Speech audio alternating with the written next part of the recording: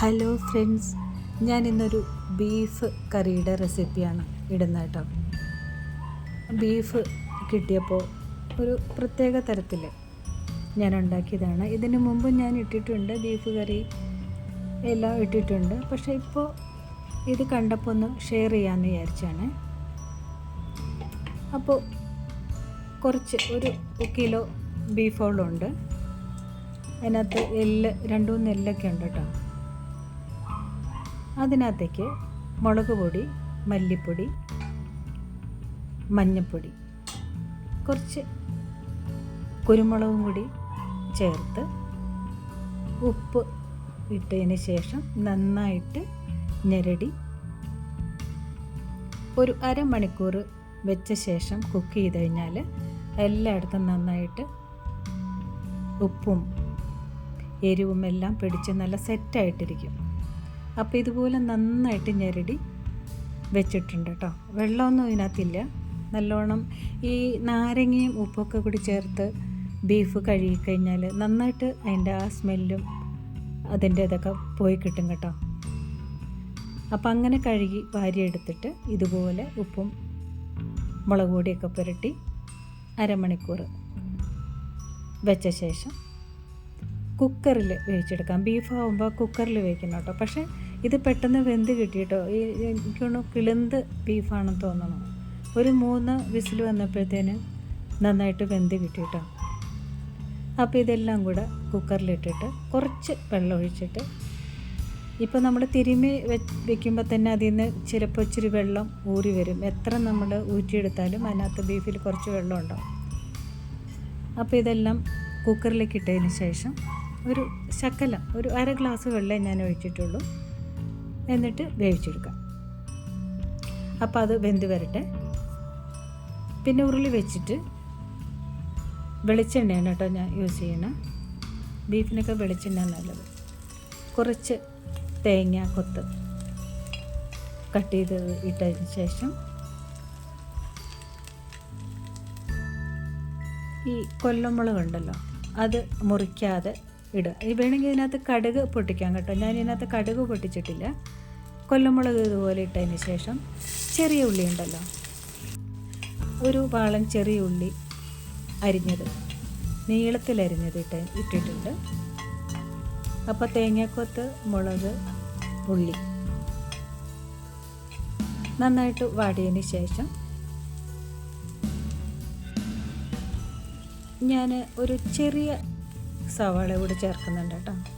സവാള മൊത്തം ചേർത്ത് കഴിഞ്ഞാൽ ഇതിനൊരു മധുരിപ്പ് വരും. അപ്പോൾ ചെറിയ ഉള്ളിക്ക് അങ്ങനെ അത്ര മധുരിപ്പില്ല. ഇത് നന്നായിട്ട് വഴറ്റി നന്നായിട്ട് മൂപ്പിച്ചെടുക്കണം.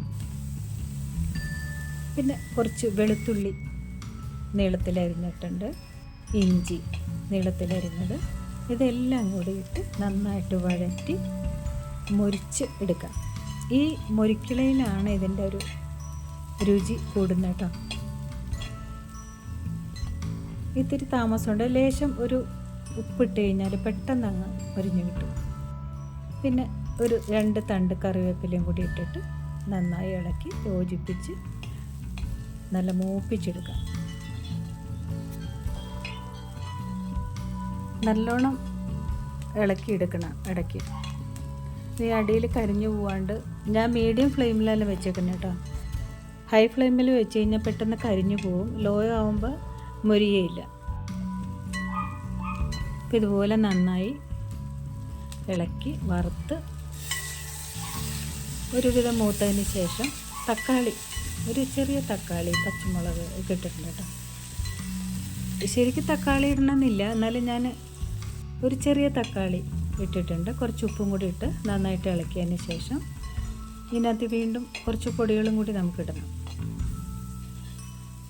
നല്ലോണം മുരിഞ്ഞ് വരുന്നുണ്ട്. ഞാൻ പറഞ്ഞില്ലേ, കുറച്ച് കടുകും കൂടി ഇട്ട് കഴിഞ്ഞാൽ ചിലപ്പോൾ ടേസ്റ്റ് കിട്ടുമായിരിക്കും കേട്ടോ. ഞാനത് ഇട്ടില്ല എന്നേ ഉള്ളൂ. മുളകാവുമ്പോൾ ഒരു പ്രത്യേക വാസന കിട്ടുമല്ലോ. അപ്പോൾ നന്നായിട്ട് മുരിഞ്ഞ് വന്നതിന് ശേഷം പിന്നെ പൊടികളും കൂടി ആഡ് ചെയ്യാം. ഇതുണ്ട്, ഇതുപോലെ വെളിച്ചെണ്ണ തെളിഞ്ഞ് വരണം. അപ്പോൾ ഒരു 3/4 ടീസ്പൂണ് മല്ലിപ്പൊടി ഇട്ടിട്ടുണ്ട്. പിന്നെ മുളക് പൊടി, കാശ്മീരി മുളക് പൊടി ഒന്നുകൂടെ എന്നുവെച്ചാൽ നേരത്തെ ചേർത്തിട്ടുണ്ടല്ലോ, അപ്പോൾ അതിൻ്റെ പകുതി ചേർത്താൽ മതി. ഇപ്പോഴാണ് ഞാൻ മസാലപ്പൊടി ചേർക്കുന്നത് കേട്ടോ. ബീഫിൻ്റെ മസാലപ്പൊടി ഉണ്ടായിരുന്നു, അതും കൂടി ചേർത്ത് നന്നായിട്ട് ഇളക്കി അതിൻ്റെ പച്ചമണം പോകുന്നവരെ ഒന്ന് ഇളക്കി സെറ്റാക്കിയെടുക്കാം. പിന്നെ ഇതിനകത്തേക്ക് പെരുംജീരകത്തിൻ്റെ പൊടി ചേർത്ത് ഒരു പ്രത്യേക വാസന ഉണ്ടാകും കേട്ടോ, ടേസ്റ്റുമാണ്. പെരുംജീരകം ഞാൻ ഉണക്കി പൊടിച്ച് വെച്ചിട്ടുണ്ട്, അതും കൂടി ഇട്ടതിന് ശേഷം നമുക്ക് ഈ ബീഫ് ഇതിനകത്തേക്ക് ഇടാം. നല്ലോണം മുരിഞ്ഞ് മൂത്ത് വന്നിട്ടുണ്ട്. ബീഫിൽ കുറച്ച് വെള്ളമുണ്ട്, നമ്മൾ എത്ര വെള്ളം കുറച്ച് വെച്ചാലും ബീഫിലൊരു ഇച്ചിരി വെള്ളം ഇറങ്ങും.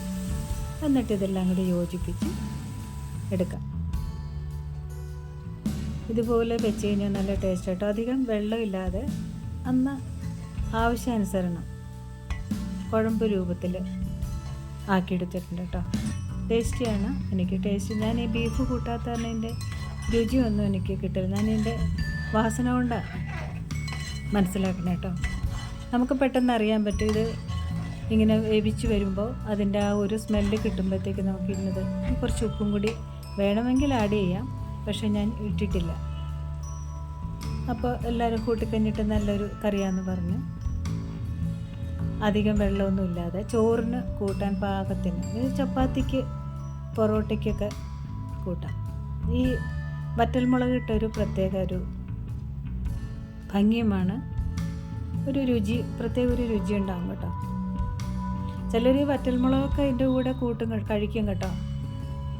വലിയ എരിവില്ലല്ലോ. ഈ പിരിയൻ മുളകെന്ന് പറയും, അതാണ് ഇട്ടേക്കുന്നത്.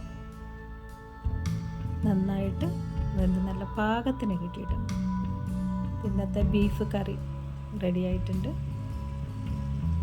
നല്ലൊരു റെസിപ്പിയാണ് കേട്ടോ. ഞാനൊരു പാത്രത്തിലേക്ക് മാറ്റാം. നന്നായിട്ടുണ്ടെന്നാ പറഞ്ഞേട്ടാ. കഴിച്ചു കഴിഞ്ഞപ്പോൾ നല്ല ടേസ്റ്റ് ഉണ്ട്. പെട്ടെന്ന് കിളുന്ത് മാംസമെന്നാണ്, അതുകൊണ്ട് ഒരു 3 വിസിൽ വന്നപ്പോഴത്തേനും നന്നായിട്ട് വെന്ത് കിട്ടിയിട്ടോ. അപ്പോൾ ഇന്നത്തെ എൻ്റെ റെസിപ്പി ഇഷ്ടമായോ? ബീഫ് കറി, റോസ്റ്റ് എന്നൊക്കെ പറയാം. ഏതായാലും നന്നായിട്ടുണ്ട്. അപ്പോൾ ഇനി അടുത്തൊരു വീഡിയോയിൽ കാണാം കേട്ടോ. പുതിയൊരു റെസിപ്പി ആയിട്ട് വരാം. Okay, thank you.